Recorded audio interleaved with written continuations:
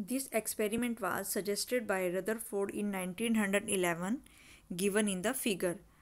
तो Rutherford alpha scattering, Rutherford ने जो है एक एक्सपेरिमेंट किया था जिसको हम रदरफोर्ड अल्फ़ा स्कैटरिंग एक्सपेरिमेंट भी कहते हैं। अल्फ़ा पार्टिकल्स की स्कैटरिंग को उन्होंने स्टडी किया था, तो वो हम डिटेल में देखेंगे। तो सबसे पहले हम इसका जो एक्सपेरिमेंटल अरेंजमेंट है, ये हमारा यहाँ पे एक एक्सपेरिमेंटल अरेंजमेंट दिया हुआ है, तो इसको हम देखते हैं। तो यहाँ पे ये जो हमारा एस है, एस हमारा ये एक सोर्स है, ठीक है। और ये हमारा कौन सा सोर्स है, ये हमारा एक रेडियो एक्टिव सोर्स है, ठीक है। तो यहाँ पे जो है ये हमारा एस है, ये जो हमारा कैविटी के अंदर रखा हुआ है, कैविटी के अंदर हमने एक सोर्स रखा हुआ है, और ये जो सोर्स है हमारा ये रेडियो एक्टिव सोर्स है, यानी कि ये एक रेडियो एक्टिव मटीरियल है जिसमें से अल्फ़ा पार्टिकल यहाँ से निकलता है। हमने यहाँ पे एक रेडियो एक्टिव सोर्स लिया हुआ है, और उस रेडियो एक्टिव सोर्स जब हमारा डिसइंटीग्रेट होगा तो उसमें से अल्फ़ा पार्टिकल यहाँ से निकलेगा। और ये जो रेडियो एक्टिव सोर्स है इसको हमने एक कैविटी के अंदर रखा हुआ है। ये हमने एक कैविटी बनाई हुई है, यानी कि ये जो हमारा सोर्स है एक कैविटी के अंदर रखा हुआ है, जिसको हम क्या कहते हैं, लेड कैविटी। तो एक लेड की कैविटी है, इस तरीके की हमने एक लेड की कैविटी बनाई हुई है, और इसके अंदर यहाँ पे हमने अपना एक रेडियो एक्टिव सोर्स जो है वो रखा हुआ है लेड कैविटी के अंदर। इसके बाद नेक्स्ट इसमें से जो हमारा ये रेडियो एक्टिव सोर्स है उसमें से हमारा अल्फ़ा पार्टिकल निकलता है, ये हमारा अल्फ़ा पार्टिकल निकलता है। तो इस अल्फ़ा पार्टिकल को एक बीम बनाने के लिए हम यहाँ पे एक छोटी सी स्लिट बना देते हैं कि इसमें से जो भी अल्फ़ा पार्टिकल निकलेगा वो एक छोटी सी स्लिट में से पास करे या छोटे से होल में से पास करे, ठीक है। तो ये जो चीज़ है इसको हम क्या कहते हैं, कोलीमेटर, ठीक है। तो जौन सी ये स्लिट में से हमारा ये जो अल्फ़ा पार्टिकल क्रॉस कर रहा है इसको हम क्या कहते हैं, कोलीमेटर कहते हैं। तो ये जो है ये हमारा कोलीमेटर में से क्रॉस करेगा अल्फ़ा पार्टिकल। इसके बाद जब ये अल्फ़ा पार्टिकल ये फिर किसके साथ स्कैटरिंग करता है, ये हमने यहाँ पे एक लिया हुआ है, यहाँ पे जो हमने लिया है एक गोल्ड फॉइल यहाँ पे ली है। तो ये हमारी एक थिन गोल्ड फॉइल है। हमने 9th क्लास में पढ़ा था कि रदरफोर्ड ने जो स्टडी किया था उन्होंने थिन गोल्ड फॉइल के साथ अल्फ़ा पार्टिकल की स्कैटरिंग को स्टडी किया था, थिन गोल्ड फॉइल के साथ में। तो यहाँ पे जो हमारी गोल्ड की जो फॉइल है, थिन गोल्ड फॉइल, वो हमने यहाँ पे ली है।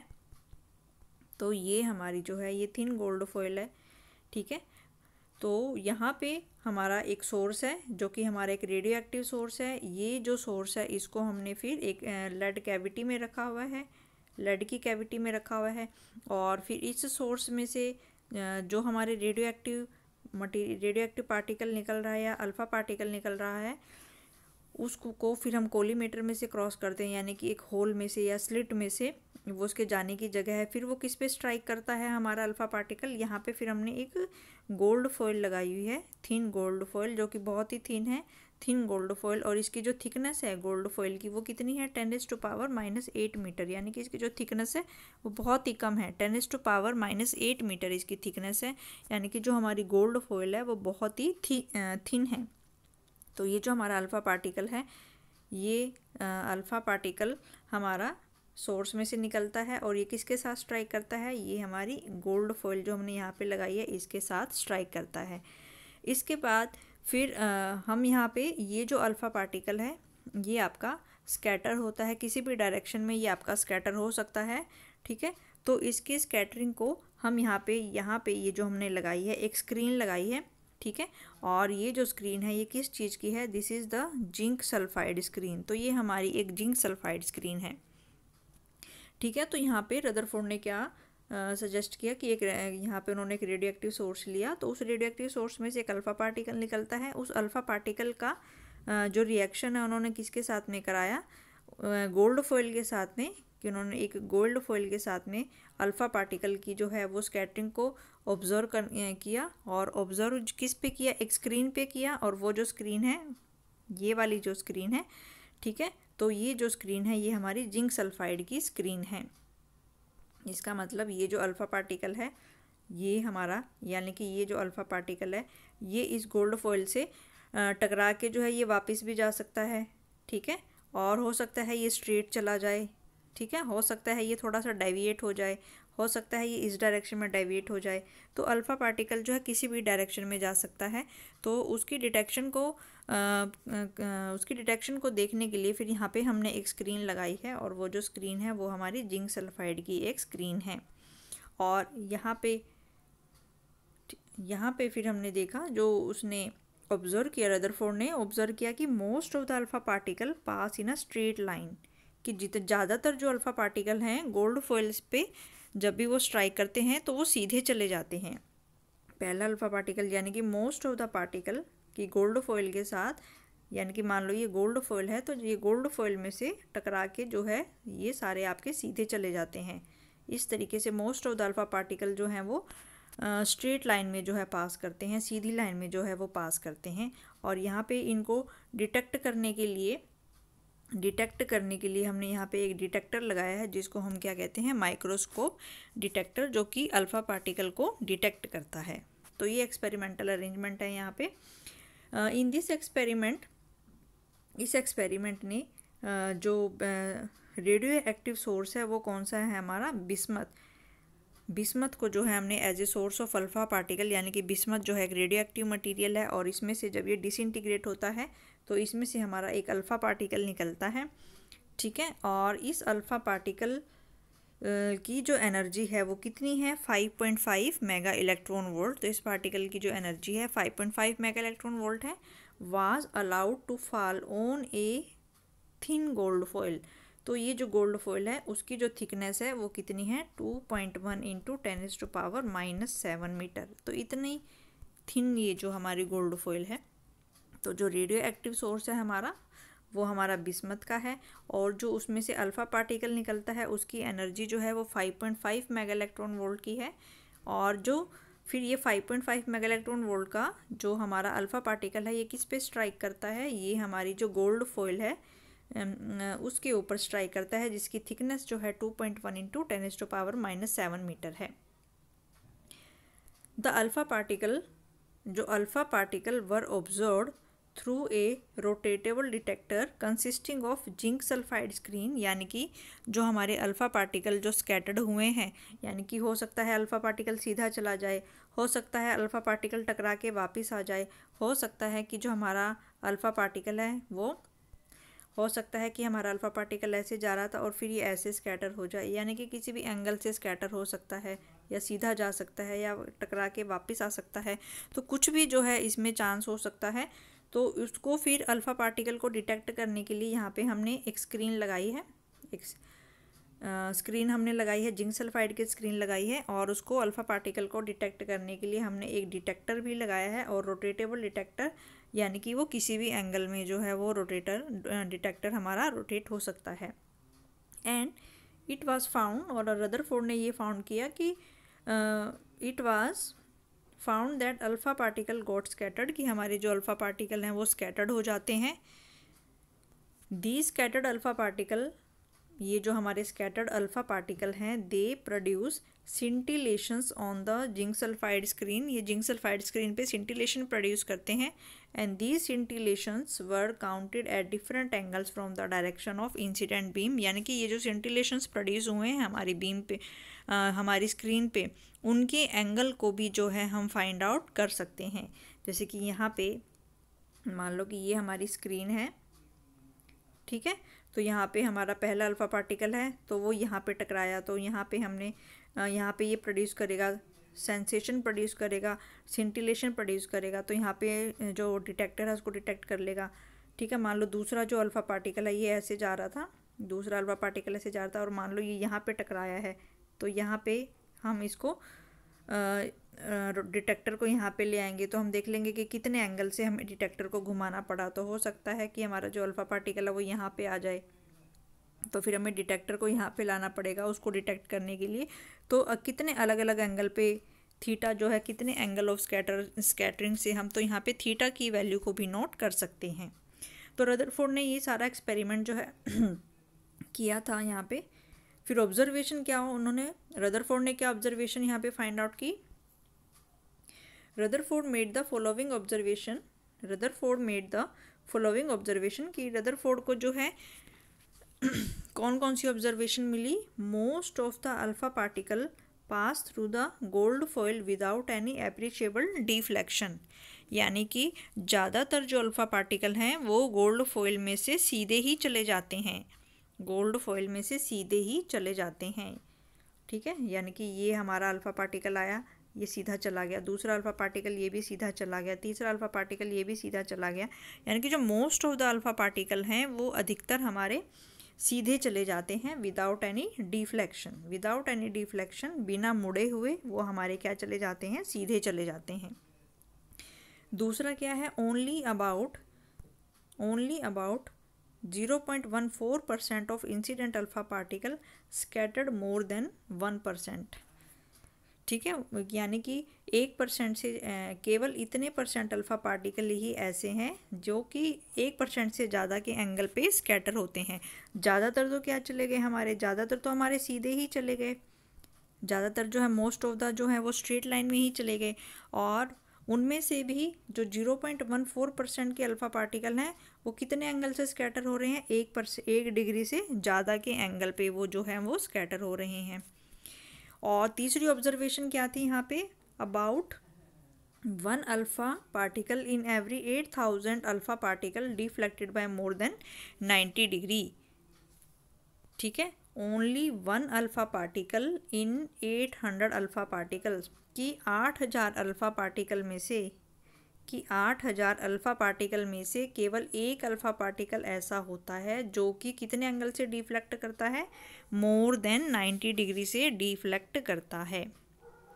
तो ये उन्होंने बताया। ठीक है, तो ये उसकी ऑब्जर्वेशन थी कि जब भी हमारे ये अल्फ़ा पार्टिकल जो है ये हमारी ऐसे ये गोल्ड फॉइल है, तो ये गोल्ड फॉइल में से मोस्ट ऑफ द जो अल्फ़ा पार्टिकल हैं ये हमारे सीधे ही चले जाते हैं, most of the alpha particle जो हैं ये हमारे सीधे चले जाते हैं। और 8000 में से एक अल्फ़ा पार्टिकल ऐसा है जो कि टकराता है और टकरा के वापस आ जाता है, यानी कि मोर देन 90 डिग्री का उसमें स्कैटर जो है डिफ्लेक्शन, 90 डिग्री से ज़्यादा का डिफ्लेक्शन उसमें होता है। और 0.14% अल्फ़ा पार्टिकल ऐसे हैं जो कि 1 डिग्री से ज़्यादा के एंगल से, यानी कि ऐसे जा रहे थे और ये बिल्कुल हल्का सा जो है, यानी कि अगर हम इसके साथ ये एंगल देखें तो ये कितना है, 1 डिग्री का। ठीक है, तो ज़्यादातर तो जो है अल्फ़ा पार्टिकल हमारे सीधे चले जाते हैं। और इसमें से अगर ये हमारी इंसिडेंट डायरेक्शन है तो 0.14% अल्फ़ा पार्टिकल ऐसे हैं जिनकी स्कैटरिंग कितने एंगल की होती है, 1 डिग्री के एंगल की होती है। और 8000 में से केवल एक अल्फ़ा पार्टिकल ऐसा होता है जिसका डिफ्लेक्शन जो है वो 90 डिग्री से ज़्यादा का होता है, यानी कि 90 डिग्री से ज़्यादा के डिफ्लेक्शन वाले अल्फ़ा पार्टिकल जो हैं बहुत ही कम होते हैं। और ज़्यादातर की जो स्कैटरिंग होती है या तो वो सीधे ही चले जाते हैं या फिर उनमें जो स्कैटरिंग होती है वो 1 डिग्री तक की ही होती है। तो ये ऑब्जर्वेशन जो है रदरफोर्ड ने फाइंड आउट की थी। The total number of alpha particle scattered through an angle theta is shown in the figure की। तो यहाँ पे ये फिगर जो है ये दिखाई गई है। तो वाई एक्सिस पे जो यहाँ पे दिखाया गया है, this is the number of alpha particle detected. तो वाई डायरेक्शन में जो हमने यहाँ पे दिखाया है कितने नंबर ऑफ अल्फ़ा पार्टिकल जो हैं हमारे वाई डायरेक्शन में जो हैं वो डिटेक्ट हुए हैं, number of alpha particle detected. तो कितने नंबर ऑफ अल्फ़ा पार्टिकल जो है वो हमारे यहाँ पे डिटेक्ट हुए हैं। और एक्स एक्सिस में हमने क्या दिखाया है, यहाँ पे एक्स एक्सिस में जो है वो हमारा एंगल थीटा है। तो ये जो है ग्राफ यहाँ पे दिखाया गया था। तो यहाँ पे है total number of alpha particle scattered through an angle theta is shown in the figure. तो कितने नंबर ऑफ अल्फ़ा पार्टिकल जो हैं वो हमारे स्कैटर्ड हो रहे हैं थ्रू एन एंगल थीटा। तो एंगल थीटा से जो है हमारे यहाँ पे, तो यहाँ पे हमने इस वाले डायग्राम में देखा कि अलग अलग एंगल पे, ठीक है, कि मान लो पहले ये अल्फ़ा पार्टिकल ऐसे जा रहा था, फिर जो दूसरे वाला अल्फ़ा पार्टिकल है वो यहाँ पे डिफ्लेक्ट हो गया, तो यानी कि हमें डिटेक्टर को थीटा एंगल से घुमाना पड़ा। फिर दूसरा मान लो फिर यहाँ पे हमने डिटेक्ट किया तो इसको हमने थीटा एंगल से, तो ये जो है एंगल थीटा जो है हम इसमें नोट कर लेंगे। और इस ग्राफ में फिर हम क्या प्लॉट कर रहे हैं, इस ग्राफ में हम प्लॉट कर रहे हैं कि कितने नंबर ऑफ अल्फ़ा पार्टिकल हैं कितने एंगल थीटा पे। ठीक है, तो एक्स डायरेक्शन में जो है हमने यहाँ पे क्या प्लॉट किया है कि जो एंगल थीटा है वो हमने एक्स डायरेक्शन में प्लॉट कर लिया है।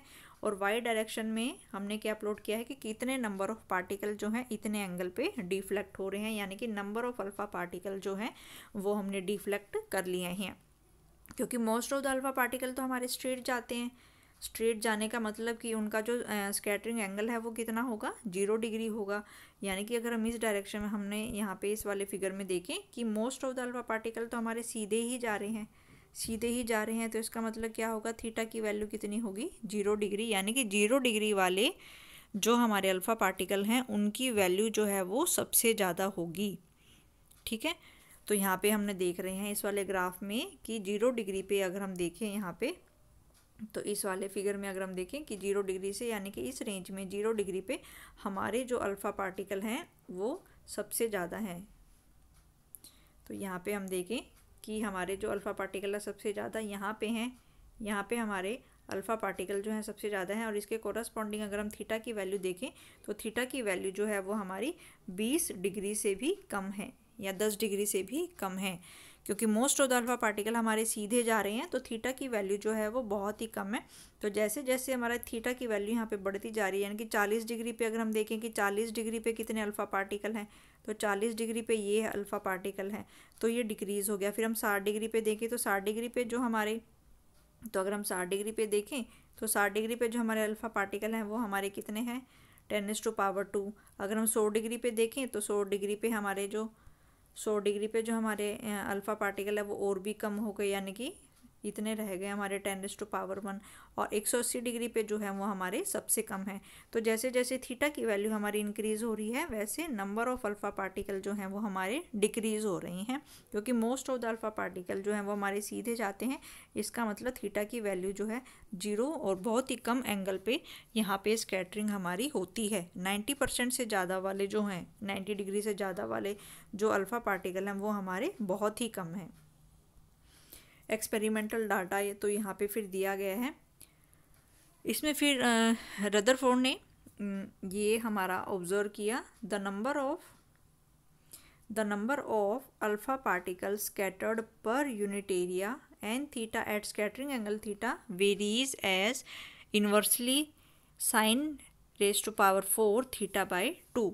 तो रदरफोर्ड ने ये एक्सपेरिमेंटल डाटा से क्या कंक्लूजन निकाला कि जो हमारे नंबर ऑफ़ अल्फ़ा पार्टिकल हैं वो इन्वर्सली वेरी करते हैं किसके, sin⁴ θ/2। तो उन्होंने ये रिलेशन निकाला रदरफोर्ड ने कि जो n की पावर थीटा है, n जो हमारे नंबर ऑफ़ अल्फ़ा पार्टिकल हैं scattered with an angle theta is inversely proportional to 1/sin⁴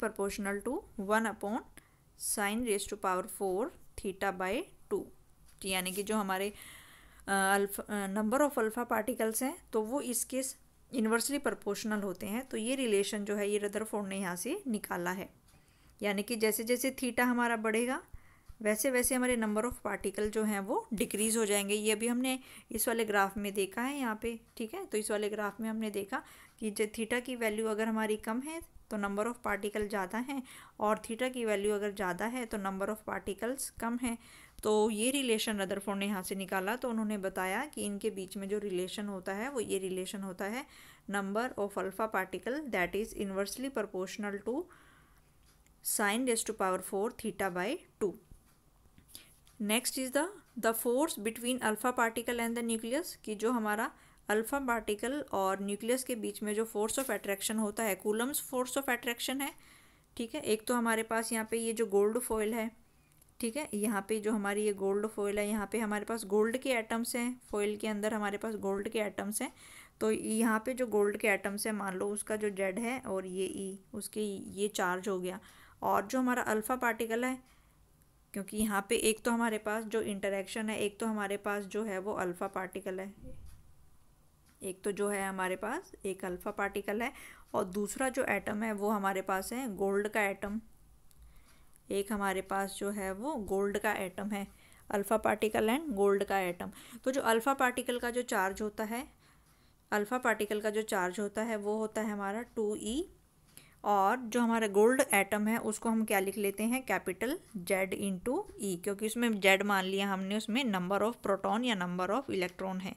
तो जो अल्फ़ा पार्टिकल है उसमें हमारे 2 प्रोटॉन या 2 इलेक्ट्रॉन होते हैं। तो जो अल्फ़ा पार्टिकल का जो चार्ज होगा वो 2e होगा।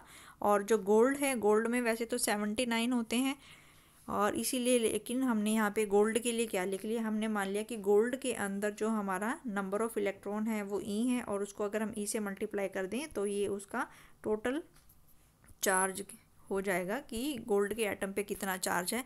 तो हमने देख लिया कि जो अल्फ़ा पार्टिकल है, अल्फ़ा पार्टिकल का जो चार्ज है वो होता है वो 2e होता है, और जो गोल्ड पार्टिकल है उसका जो चार्ज है वो ZE, हमने Z मान लिया यहाँ पे कि Z जो है उसमें अल्फ़ा नंबर ऑफ़ इलेक्ट्रॉन्स या नंबर ऑफ़ प्रोटॉन्स हमारे गोल्ड में हो गए। तो कूलम फोर्स हमें पता है किसके बराबर होता है, 1/4 पाई एप्सिलॉन नॉट Q1 की जगह यहाँ पे आ जाएगा अल्फ़ा पार्टिकल का चार्ज जो है कि 2e, फिर Q2 की जगह हो जाएगा यहाँ पे हमारा गोल्ड एटम का, तो गोल्ड एटम का जो चार्ज है वो हो जाएगा ZE और अपॉन R², और उनके बीच का डिस्टेंस हमने मान लिया यहाँ पे R² है। तो यहाँ पे हमने निकाल लिया कि जो हमारा फोर्स ऑफ जो हमारा अल्फ़ा पार्टिकल है और जो हमारा न्यूक्लियस है उसके बीच में जो हमारा कूलम फोर्स आएगा, इलेक्ट्रोस्टैटिक फोर्स ऑफ, क्योंकि अल्फ़ा पार्टिकल भी पॉजिटिव चार्ज है और न्यूक्लियस भी पॉजिटिव चार्ज है, तो दोनों में जो आएगा फोर्स ऑफ रिपल्शन यहाँ पे आएगा। तो ये जो है हमारा ये फोर्स ऑफ रिपल्शन हो गया, अल्फ़ा पार्टिकल भी पॉजिटिव चार्ज है और न्यूक्लियस भी पॉजिटिव चार्ज है, तो F is equal to 1/4 pi epsilon naught 2e ZE upon R², where R is the distance between the alpha particle and nucleus. तो ये अगर हमारा अल्फ़ा पार्टिकल है और ये हमारा न्यूक्लियस है, तो दोनों के सेंटर्स के बीच का जो डिस्टेंस है वो हमारा R है, ये यहाँ पे बताया गया है। और हमें पता है कि coulomb force is directed along the line joining the alpha particle and the nucleus. तो अगर ये अल्फ़ा पार्टिकल है और ये गोल्ड का एटम है, तो इनके सेंटर्स को ज्वाइन करने वाली लाइन के अलोंग ही जो है ये हमारा फोर्स होता है। तो coulomb force is always along the line joining the two charged particle. The magnitude and the direction of this force continuously change at approaches the nucleus and recedes away, क्योंकि जैसे जैसे हमारा ये अगर हमें पता है कि अगर F जो है ये हमारा इंक्रीज़ होगा कब, जब R की वैल्यू जो है वो हमारी कम होगी, और F की वैल्यू जो है वो डिक्रीज़ होगी जब R की वैल्यू जो है वो ज़्यादा होगी। इसका मतलब कि जब हमारा अल्फ़ा पार्टिकल और हमारा गोल्ड न्यूक्लियस जो है दूर दूर हैं, तो F की वैल्यू जो है उनके ऊपर जो कूलम फोर्स होगा वो कम होगा, लेकिन जब हमारे न्यूक्लियस और ये अल्फ़ा पार्टिकल नज़दीक हैं तो उसमें जो F की वैल्यू होगी वो ज़्यादा होगी। तो ये इसमें यहाँ पे बताया गया है। तो रदरफोर्ड ने अपने एक्सपेरिमेंट से ये ग्राफ जो है उसने अलग अलग एंगल्स पे जो अल्फ़ा पार्टिकल, तो रदरफोर्ड ने यहाँ पे क्या किया इस वाले एक्सपेरिमेंट में कि जो रेडियो एक्टिव सोर्स में से जो अल्फ़ा पार्टिकल निकल रहा है इसको स्ट्राइक किया गोल्ड फॉइल के ऊपर। फिर उसने देखा कि जो अलग अलग अल्फ़ा पार्टिकल हैं वो जो इस डायरेक्शन में भी जा सकता है, इस डायरेक्शन में भी जा सकता है, इस डायरेक्शन में जा सकते हैं, तो अलग अलग एंगल पे जो ये अल्फ़ा पार्टिकल निकल रहे हैं इनको उसने नोट किया, इनके ग्राफ जो है यहाँ पे प्लॉट किया, और ये जो रिलेशन है यहाँ पे ये रिलेशन जो है रदरफोर्ड ने यहाँ पे फाइंड आउट किया। कंक्लूजन यहाँ पे क्या निकाला रदरफोर्ड ने, on the basis of the experiment, on the basis of his experiment Rutherford concluded, Rutherford ने अपने एक्सपेरिमेंट से क्या कंक्लूजन निकाला, atom has a lot of empty space, कि एटम का जो बहुत सारा स्पेस है वो हमारा खाली स्पेस होता है, एम्प्टी स्पेस होता है, and practically the entire mass of the atom is confined to an extremely small central core called the nucleus। तो इसने कंक्लूज़न, क्योंकि रदरफोर्ड ने ये देखा कि ज़्यादा सारे के सारे मोस्ट ऑफ द जो अल्फ़ा पार्टिकल हैं वो हमारे सीधे जा रहे हैं, इसका मतलब कि एटम के अंदर का जो बहुत सारा पार्ट है वो क्या होता है, खाली होता है, यानी कि एटम के अंदर का जो बहुत सारा स्पेस है वो खाली होता है, और एटम का जो पूरा मास है वो किसके अंदर होता है, एक छोटे से कोर में होता है जिसको हम क्या कहते हैं, न्यूक्लियस कहते हैं। और न्यूक्लियस का जो साइज़ होता है वो कितना होता है, 10⁻⁻15 मीटर टू 10⁻⁻14 मीटर, ये न्यूक्लियस का साइज़ होता है। ठीक है, तो ये मान लो अगर हमारा ये पूरा एटम है, इसका मोस्ट ऑफ द पार्ट जो खाली है और इसका जो पूरा मास जो न्यूट्रॉन और प्रोटॉन होते हैं ये इस न्यूक्लियस के अंदर होते हैं, तो ये जो है ये हमारा न्यूक्लियस होता है। तो ये रदरफोर्ड ने यहाँ से ऑब्जर्व किया कि ये जो सारा स्पेस है ये खाली स्पेस है, और सिर्फ न्यूक्लियस के अंदर ही जो है हमारा न्यूट्रॉन और प्रोटॉन होते हैं, और न्यूक्लियस का जो डिस्टेंस है वो है हमारा 10⁻⁻15 मीटर टू 10⁻⁻14 मीटर। तो ये पहला कंक्लूजन जो है रदरफोर्ड ने यहाँ से निकाला। दूसरा कंक्लूजन रदरफोर्ड ने क्या निकाला, स्कैटरिंग ऑफ अल्फा पार्टिकल जो होते हैं ये पॉजिटिवली चार्ज होते हैं, that is due to the Coulomb's law of electrostatic force of repulsion between the positive charge of nucleus and alpha particle. तो वो कह रहे हैं कि ये जो अल्फा पार्टिकल की स्कैटरिंग क्यों हो रही है, क्यों, उन्होंने बताया कि ये जो अल्फा पार्टिकल है ये भी पॉजिटिव चार्ज है, ये जो अल्फा पार्टिकल है ये भी पॉजिटिव चार्ज होता है, और ये जो न्यूक्लियस है ये भी पॉजिटिव चार्ज होता है। तो दोनों पॉजिटिव चार्ज के बीच में जो है वो रिपल्शन होता है, इस रिपल्शन की वजह से ही यहाँ पे हमारा क्या होता है, स्कैटरिंग होती है। तो सेकंड पॉइंट रदरफोर्ड ने ये बताया कि अल्फा पार्टिकल के भी पॉजिटिव चार्ज होने की वजह से और न्यूक्लियस के भी पॉजिटिव चार्ज होने की वजह से उनमें रिपल्शन होता है, उसी रिपल्शन की वजह से अल्फा पार्टिकल की जो है यहाँ पे स्कैटरिंग होती है। फिर थर्ड पॉइंट यहाँ पे रदरफोर्ड ने बताया, distance between electron and nucleus is from 10⁴ to 10⁵ time the size of the nucleus itself. ठीक है, तो यहाँ पे बताया distance of electron and nucleus is from 10⁵ times to 10⁴ times the size of nucleus itself. यानी कि अगर न्यूक्लियस है, ये न्यूक्लियस का साइज़ हमारा कितना है, ये न्यूक्लियस का जो हमारा साइज़ है ये 10⁻⁻15 मीटर है। ठीक है, और हमारा जो पहला इलेक्ट्रॉन होगा, पहला इलेक्ट्रॉन जो है वो हमारा फर्स्ट शेल में होता है, फर्स्ट ऑर्बिट में होता है। तो यहाँ पे मान लो अगर इलेक्ट्रॉन है, ठीक है, तो यहाँ पे इसका जो साइज़ होगा यहाँ से लेके 10⁻⁻10 मीटर, तो दोनों के ऑर्डर में।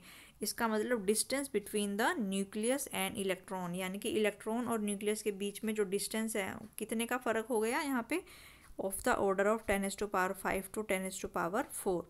तो न्यूक्लियस और इलेक्ट्रॉन के बीच में जो डिस्टेंस का ऑर्डर है वो 10⁵ का ऑर्डर यहाँ पे होता है, क्योंकि न्यूक्लियस का जो साइज़ है वो 10⁻⁻15 मीटर है, और जो एटम का साइज़ है वो 10⁻⁻10 मीटर है, और इलेक्ट्रॉन जो है वो हमारा ऑर्बिट में होता है। तो इनके बीच का जो, तो न्यूक्लियस के बीच का और इलेक्ट्रॉन के बीच का जो डिस्टेंस होता है वो 10⁵ टाइम्स ज़्यादा होता है to the size of nucleus. तो न्यूक्लियस के साइज़ से इलेक्ट्रॉन का जो डिस्टेंस होता है वो 10⁵ टाइम्स ज़्यादा होता है।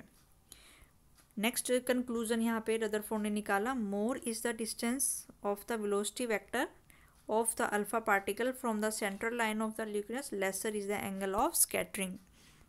इसका मतलब जितना ज़्यादा डिस्टेंस होगा उतनी ही कम हमारी स्कैटरिंग होगी, जितना ज़्यादा डिस्टेंस होगा उतनी ही कम हमारी यहाँ पे स्कैटरिंग होगी, क्योंकि अभी हमने देखा f की वैल्यू जो है वो किस पर डिपेंड करती है, f is equal to 1/4πε0 Q1 Q2 upon r²। यानी कि r की वैल्यू अगर ज़्यादा है, यानी कि अगर अल्फ़ा पार्टिकल और हमारा गोल्ड पार्टिकल जो है बहुत दूर दूर हैं, ठीक है, तो उसमें फोर्स ऑफ रिपल्शन की जो वैल्यू है, फोर्स ऑफ रिपल्शन जो हो जाएगा वो बहुत ही कम हो जाएगा, और फोर्स ऑफ रिपल्शन अगर कम होगा तो स्कैटरिंग भी जो है वो बहुत ही कम होगी, तो थीटा की वैल्यू जो है वो बहुत ही कम होगी। तो जितने दूर दूर हमारे हैं अल्फ़ा पार्टिकल और गोल्ड फॉइल, जितनी दूर होंगे उतनी स्कैटरिंग हमारी कम होगी, और जैसे जैसे वो नज़दीक आ जाते हैं वो फोर्स ऑफ रिपल्शन बढ़ जाता है, तो एंगल का जो स्कैटरिंग है वो भी हमारी बढ़ जाती है। इसके बाद फिर यहाँ पे नेक्स्ट एग्जांपल हमें यहाँ पे दिया गया है, the number of alpha particle scattered, ये this is the example number 1। यहाँ पे हमें दिया गया है the number of alpha particle scattered at an angle of 90 degree, यानी कि कुछ अल्फ़ा पार्टिकल जो हैं वो 90 डिग्री के एंगल पे जो है स्कैटर हो रहे हैं, और कितने स्कैटर हो रहे हैं, 1 मिनट में 100 पर minute. What will be the number of alpha particle when it is scattered at an angle of 60 degree. ठीक है, तो उन्होंने कहा कि ये क्वेश्चन हमें दिया गया है, number of alpha particle scattered at an angle of 90 degree, यानी कि 90 डिग्री के एंगल पे जो अल्फ़ा पार्टिकल स्कैटर्ड हो रहे हैं वो हैं हमारे 100 पर मिनट, यानी कि 1 मिनट में 100 पार्टिकल्स, अल्फ़ा पार्टिकल जो हैं वो हमारे 90 डिग्री के एंगल पे स्कैटर हो रहे हैं। तो 60 डिग्री के एंगल पे कितने नंबर ऑफ पार्टिकल हमारे स्कैटर होंगे। ठीक है, तो हमें दिया गया है कि 90 डिग्री के एंगल पे 1 मिनट में 100 अल्फ़ा पार्टिकल स्कैटर हो रहे हैं, तो 60 डिग्री के एंगल पे कितने अल्फ़ा पार्टिकल हमारे स्कैटर होंगे। तो इस यहाँ पे हम ये वाला फॉर्मूला जो है यहाँ पे यूज़ करेंगे, and this formula we will use this formula, this relation, n theta वाला रिलेशन जो हम यहाँ पे यूज़ करेंगे कि जो नंबर ऑफ पार्टिकल है that is inversely proportional to 1/sin⁻⁴ θ/2। तो ये वाला फॉर्मूला हम यहाँ पे यूज़ करेंगे। तो दोनों को हम कंपेयर करेंगे। तो यहाँ पे हम दोनों को कंपेयर करेंगे। What will be the number of alpha particle. तो जो हमारा n है that is inversely proportional to 1/sin⁻⁴ θ/2।